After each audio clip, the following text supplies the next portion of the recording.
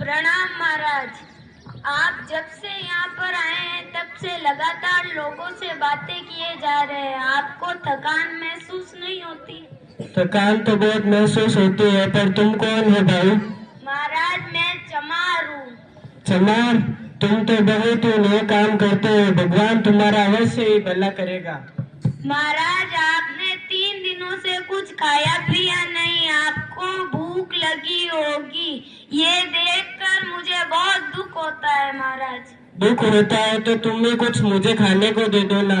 महाराज मेरा मन तो यही चाहता है, लेकिन मैं चमार हूँ, मैं आपको मेरे घर की बनी रोटी कैसे दूँ? आप कहे तो मैं अपने घर से आटा दाल ले आता हूँ। रुको रुको, तुम अपने हाथ की बनाई रोटी लेके आओ, मैं वही खाऊंगा। महाराज आप मेरे घर की बनाई रोटी खाएंगे?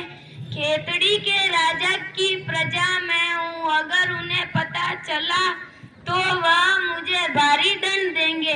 डरो मत, अगर कोई तुम्हें दंड देगा भी तो मैं उसे जेल लूंगा। बस तुम मेरे लिए भोजन लेके आओ।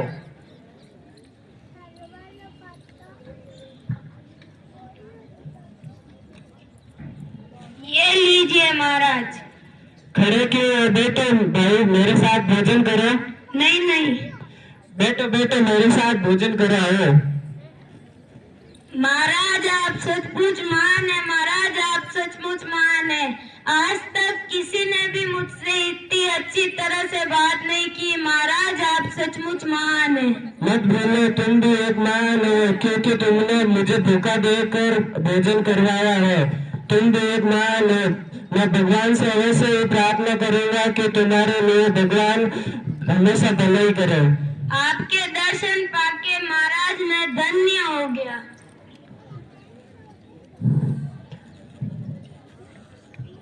बहुत ही स्वादिष्ट भोजन है। वाह वाह वाह, क्या खा भोजन बनाया, कैसे बनाया तुमने? ये खाकर मैं तृप्त हो गया। कैसे बताऊं कि इतना स्वादिष्ट भोजन है? ये खाकर तो मुझे मेरी माँ की याद आ गई। ये इतना स्वादिष्ट भोजन उसी प्रकार से वो बनाया करती थी। भगवान से मैं ऐसे प्रार्थना करूंगा कि तुम्हारे जैसे नेक लोगों के लिए वो हमेशा आपके भलाई करे।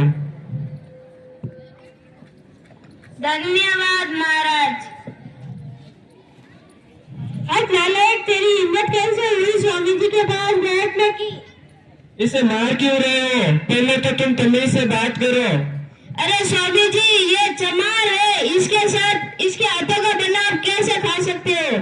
पहले तुम तमीज से बात करो। ये भी चमार हुआ तो क्या हुआ? ये पहले इंसान है। ये आप जानबूझ कर नहीं कर सकते महाराज। मैंने तो इसका छुआ हुआ खाना ही नहीं, मैंने तो इसके हाथों का बना हुआ खाना ही खाया है। 3 दिनों से मैं भूखा था। तुमने तो मुझे लगातार बुलवाया है, बल्कि इसने तो मुझे अपने हाथों का बनाया हुआ खाना खिलाया है। स्वामी जी आप हमें कह देते तो हम भी खाने का प्रबंध कर देते। क्यों? मैं क्यों बताऊं तुम्हें? क्यों बताऊं? मैंने तो भिक्षा मांगना भी छोड़ दिया है। सावधान, खेतड़ी राजा अजीत सिंह पधारे। राजा अजीत सिंह की जय, राजा अजीत सिंह की जय। उठिए राजन, उठिए। खेतड़ी नरेश उठिए। ये क्या स्वामी जी, मैंने सुना है कि आप 3 दिन से स्टेशन पर रह रहे हैं। इन दिनों में आपको असुविधा नहीं हुई होगी। आपको कृपा करके ये फल ग्रहण करें। मैंने तो अभी बहुत ही स्वादिष्ट भोजन ग्रहण किया है राजन। ये अरे वाह, आपको भोजन किसने ग्रहण करवाया? मुझे माफ कर दीजिए राजन, मुझे माफ कर दीजिए। ये कोई नहीं, ये समय की मांग है, इसे क्या गलती हुई है? अरे ये चमार है, इसने अपने हाथों से बना खाने को स्वामी जी को खिलाया है। ये रेलवे स्टेशन पर काम करता है। महाराज इसे दंड मिलना चाहिए।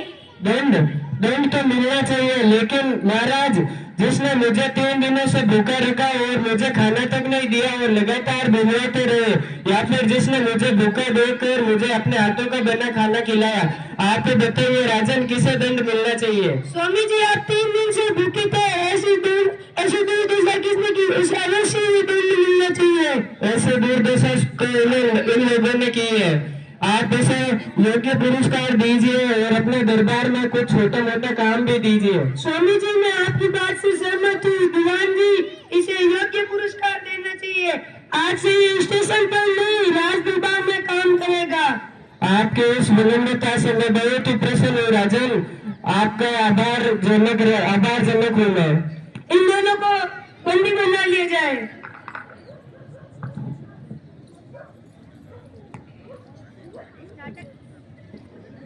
इस नाटक से हमें यह प्रेरणा मिलती है कि कभी भी जातिगत भेदभाव नहीं करना चाहिए।